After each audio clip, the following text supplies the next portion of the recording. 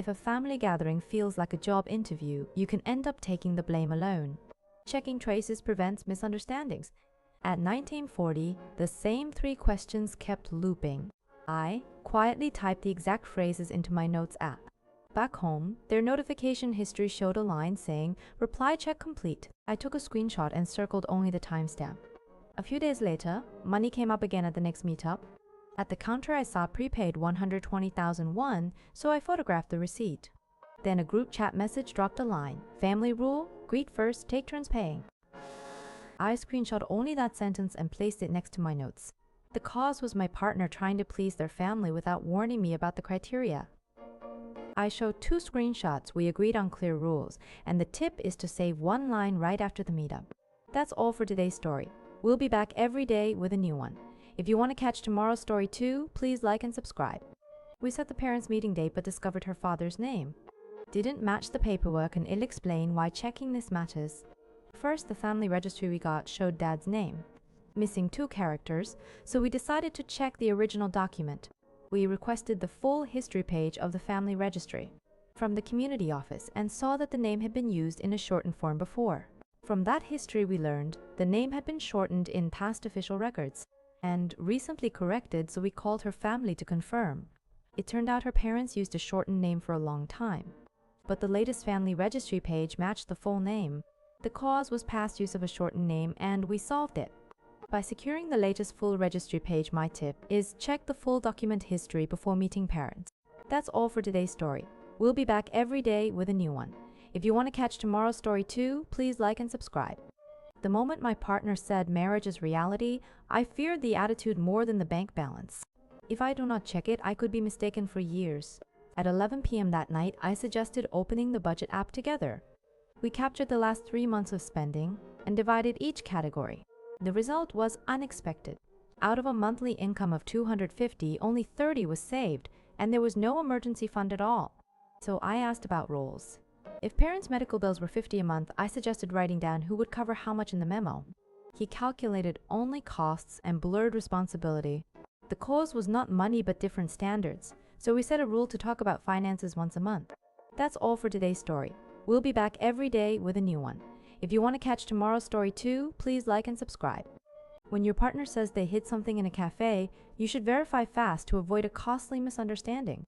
One wrong assumption can end the conversation for the day.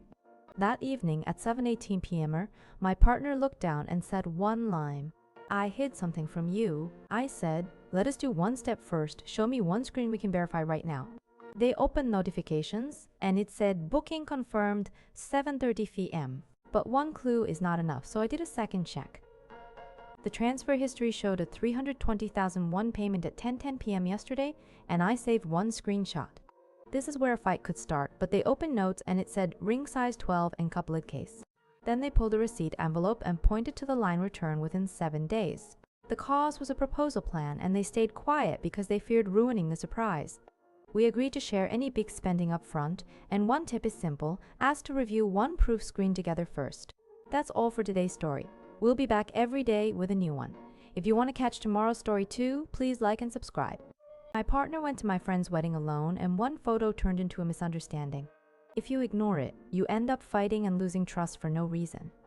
At night, the group chat posted a 1920 photo, and a stranger was right next to my partner. Instead of screenshotting, I checked the original file details first.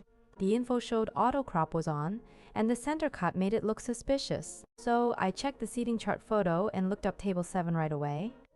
Then a second photo at 20:45 showed my partner receiving a bouquet from that same person. This time, I searched the chat log for the event message. At 20:41, the chat literally said bouquet relay starts now, and the host wrote come closer. Once the evidence lined up, my tone instantly calmed down. The cause was autocrop and a bad snapshot angle, and the fix was checking file info, seating, and chat logs in order. Tip: when a suspicious photo arrives, ask for the original and one line of context first. That's all for today's story. We'll be back every day with a new one. If you want to catch tomorrow's story too, please like and subscribe. When your partner's passenger seat keeps shifting back and forth, checking the reason first can save you from a long and pointless fight. Every Tuesday and Thursday night, the passenger seat sat about 3 notches forward. So I started photographing the rail marker the moment I opened the door. Next, I stopped staring at the front seat and checked the back. A half-moon dent on the floor mat and a twisted belt buckle looked like something had been fixed there again and again. The turning point was a single paper in the glove box. A folded guide showed rear seat installation, and a receipt stamped around 6:30 in the evening kept appearing with it. So I checked the parking clip after the car stopped. It logged 2 rear door openings and no passenger door opening, which made it clear the real use was in the back seat, not the front. When I finally showed the screenshots and the receipts, my partner said the seat moved because a child seat went in the back whenever an older sister worked the night shift. The fix was simple. Check the rail marks and the rear buckle direction before turning one clue into a breakup story. That's all for today's story. We'll be back every day with a new one. If you want to catch tomorrow's story too, please like and subscribe.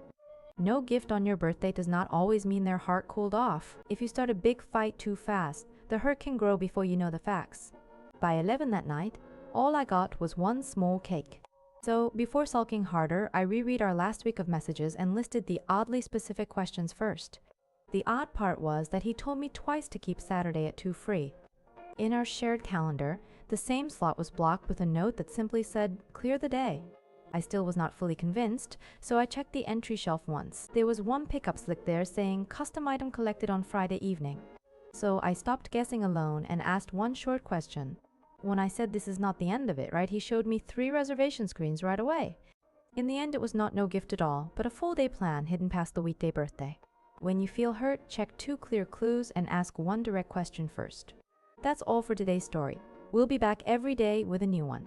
If you want to catch tomorrow's story too, please like and subscribe. Rules before living together matter more than people think. One tiny chore can turn into a daily emotional fight fast. We had one clear rule: empty the sink before 11 at night. In the first week, cups and bowls stayed there for 3 nights straight, so I checked instead of guessing.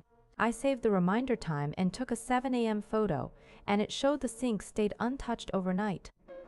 We tried again with a simpler system. Rinse within 10 minutes after eating, and one person does the final sink check before bed. But 12 days later, it blew up again. A late night pot sat there till morning, and even the drain smell and tiny flies made it impossible to ignore. The cause was not laziness, but different timing habits. He used to leave dishes soaking overnight, so we changed the rule to whoever used the kitchen last clears the sink. One tip: write rules as one clear action, not as a personality complaint. That's all for today's story. We'll be back every day with a new one. If you want to catch tomorrow's story too, please like and subscribe.